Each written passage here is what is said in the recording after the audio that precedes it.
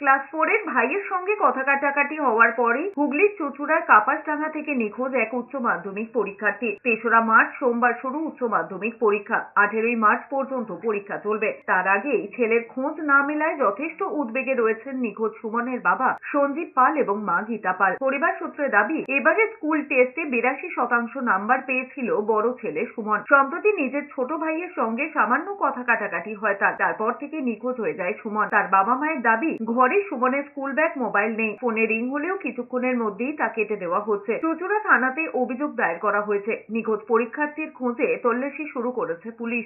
কোথায় গেছে আমরা কালকে সারাদিন খোঁজ খবর করেছি, কোথাও খুঁজে পাচ্ছি না ওকে। ওর হচ্ছে দেশবন্ধু স্কুলে পড়ে, আর ও কালকে পরীক্ষা আছে, উচ্চ মাধ্যমিক পরীক্ষা কালকে।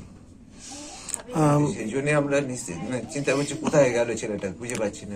আমরা তারপরে আত্মীয় স্বজন, বন্ধু বান্ধব সবার কাছে খোঁজ নিয়েছি, কোথাও নেই।